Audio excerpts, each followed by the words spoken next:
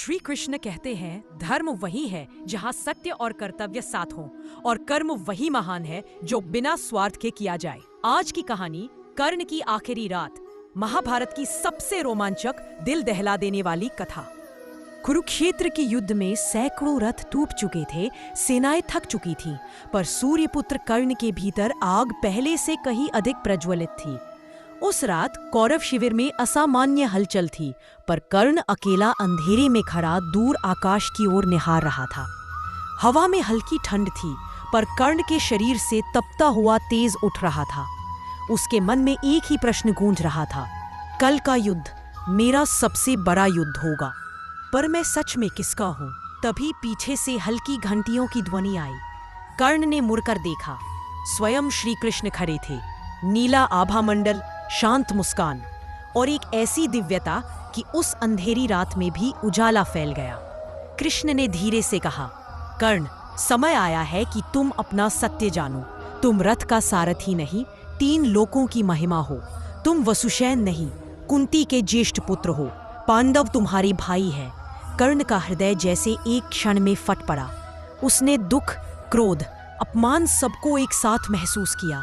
वह कांपती आवाज में बोला, प्रभु, फिर मुझे जन्म से ही क्यों छोड़ा गया? क्यों नहीं बताया गया कि मैं राजकुमार हूँ?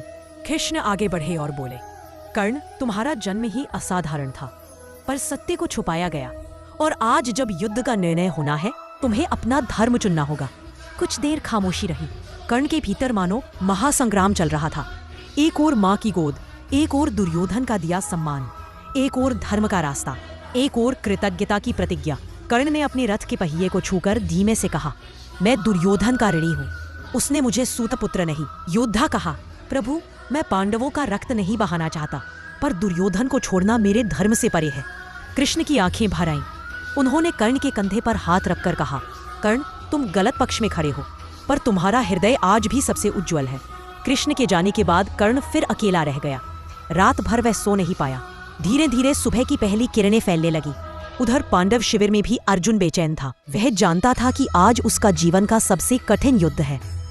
सूर्य उठते ही रणभूमि दहाड़ने लगी। घोड़ों की हिनहिनाहट, शंखों की गर्जना और सैनिकों की पुकार, धरा मानो हिल उठी थी। कर्ण ने अपना कवच नहीं पहना, अब वह नश्वर था, पर उसके चेहरे पर विचित्र तेज था, मानो मृत्यु को भी ललकार रहा हो। जब अर्जुन और कर्ण आमने सामने आए तो हवा अचानक भारी हो गई। पूरी सेनाएं रुककर देख रही थी, जैसे देवता भी अपनी श्वासें रोक चुके हो। कर्ण चिल्लाया, अर्जुन, याद रखना, आज युद्ध तीरों से नहीं, भाग्य से होगा। अर्जुन के तीर आकाश चीरते हुए निकले। कर्ण का प्रत्युत्तर बिजली की तरह गिरा। दोनों के बाण टकराकर अग्नि वर्षा कर रहे थे। गांडीव गरज रहा था और कर्ण का रथ थर्रा रहा था, पर वह अडिग था। तभी एक तीर कर्ण के रथ का धुरा तोड़ गया। रथ मिट्टी में धंस गया। कर्ण ने सांस भरकर कहा, अर्जुन रुको, धर्म यही कहता है, योद्धा को निष्क्रिय देखकर वार नहीं किया जाता। अर्जुन रुका, पर कृष्ण ने रुकने नहीं दिया। कृष्ण गरजे, कर्ण, अभिमन्यु को मारते समय तुमने कौन सा धर्म निभाया था? आज युद्ध का न्याय उसी न्याय से होगा। कर्ण समझ गया यही उसका अंत है।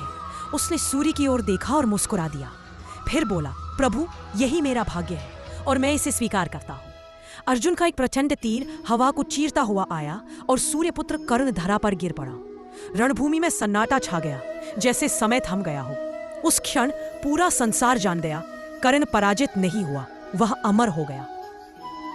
अगर आपको हमारी स्टोरी वीडियो अच्छी लगी हो तो हमारे वीडियो को लाइक करें, चैनल को सब्सक्राइब करें और अपने फ्रेंड्स के साथ भी शेयर कीजिए, और कमेंट में बताइए कि कैसी लगी आपको ये स्टोरी। धन्यवाद।